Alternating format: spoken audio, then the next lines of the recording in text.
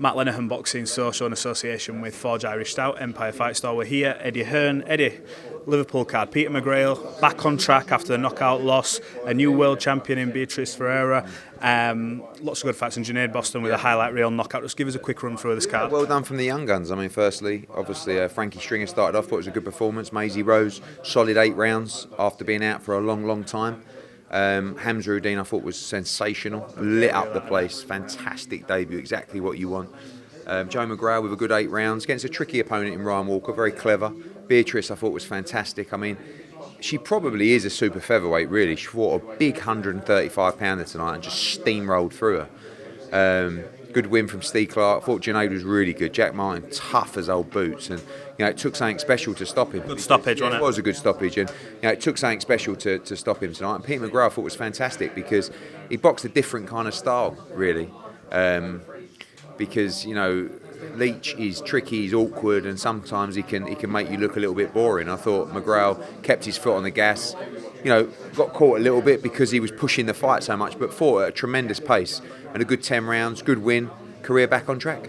Just explain to me this thing from last week in America, the whole Ryan Garcia, Devin Haney fight week. I was watching it from home, heard nothing in the build-up, no beef between you, Oscar, anything, and all of a sudden I see this comment fly through about losing hundreds of millions, stick to promoting in the UK. Where has this come from? Was that said in private? And Oscar won. Imagine if you'd have lost. But it's weird, Oscar, because he's like right up my arse in public. You were good. Yeah, we done a head-to-head round a table. We couldn't have been nicer. Loves me, wants to work with me, and then he's like, I don't know, it's really weird. And he wasn't just commenting on my picture. It was like loads of other any picture that I was in. There was one on like Vadim Kornilov, like about Madrimov, going, why is Eddie Hearn involved with this fight? It's like he's my fighter. But listen, it's flattering, really. It really is, because obviously if you didn't think I was a threat, why would you even talk about me? So I don't know what it is about me he particularly dislikes, but I really don't have any emotion towards Oscar De La Hoya. I think the guy, he's one of the greatest fighters of all time. He's just a little bit obsessed, and like I said before, I don't know about restraining orders in America and how they work, but you have to start becoming concerned. And I was actually driving up here tonight, and the song came on Stan, by Eminem. And it was like, please don't, and the first thing that came into my mind was Oscar De La Hoya.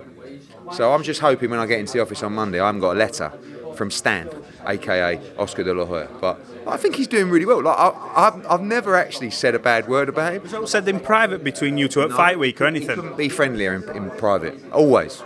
So weird. But listen, I don't know.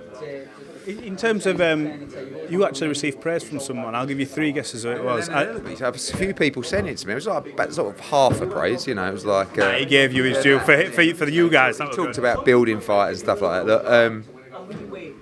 We had obviously last week with the Riyadh season card, not necessarily working with the PBC, but I spent a lot of the early parts of that week with Louis de Cubas, putting fights together and talking through with the Saudi team and Riyadh season to build that card. So there are a lot of opportunities to work together, and I really don't need credit from people in the industry. Like, if you can't see what I'm doing and what I've done, then you're never really going to please anyone. And it's not my job to please Oscar De La Hoya and Leonard Ellerbe. If there's no beef or whatever, even better, because we can make fights together. And I think what His Excellency's done is, you're seeing those boundaries maybe starting to break down in the US, where maybe us and the PBC can make some fights. Golden Boy, I don't know, but he's done it in the UK, and we'll see if that's possible over there. But for me, we're just in a great position at the moment and enjoying what we're doing. I know obviously Canelo Alvarez is with the PBC, but will you be going out to support him next week? I won't be there. I spoke to him last night, actually, or the night before. He's ready. Best friends? Yeah, no. We speak every now and again, and I just said to him, make sure you do the business, and he sounds very, very confident that he's going to be triumphant next Saturday. Huge fight on DAZN, and I think it's going to be a great fight as well. Absolutely. Look, let's move on to Anthony Joshua's comments. I know you've been asked about it, but I've got to ask you. He says, winner of Zhang Wilder, winner of Dubois and Hrgovic. Any truth to that? Anything can happen, honestly. There's been a lot of conversations. Obviously, we know that the Riyadh season card has been locked in for Los Angeles on August the 3rd. And also there's a possibility of that London card at Wembley in September. So nothing's cemented, but if that card does take place, I'm sure there's a good chance AJ could fight on it. Against who? I don't know. I mean, we'll see what happens firstly on May the 18th. You know, that's the big one that everybody's looking at to see who comes through out of Fury Usyk. Then you've got Wilder Zhang. Then you've got Hrgovic Dubois. See what happens with the IBF title. But literally anything could happen. Ideally, though, obviously Fury Usyk 2-fight deal. We all want the Wilder fight. You must be obviously team Matchroom now, Deontay. But the ideal scenario, if you egos and blast Zhang out, and you can make that fight finally and get it on. Yeah, I mean, you've got two things. You've got the IBF title freeing up potentially, and you've also got the lure of the Wilder fight. You know, if Wilder comes through Zhang, which I believe he will, everyone's going to start talking about Joshua Wilder again. So that's definitely a fight His Excellency likes.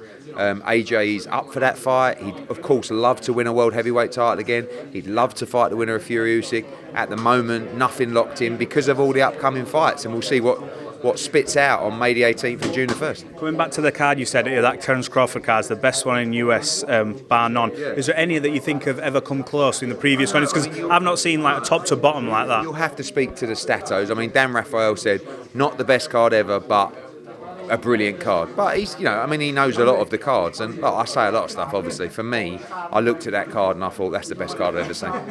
So, for me, top to bottom, you just don't see cards. Andy Ruiz return as well. Yeah, and you know, Tim Tszyu against Virgil Ortiz, tremendous fight. Valenzuela against Isaac Pitbull Cruz, tremendous fight. Andy Cruz, David Morrell. It's a brilliant card, and going to be a huge night. 100%. Eddie Hearn, appreciate your time. Cheers, mate. Thanks.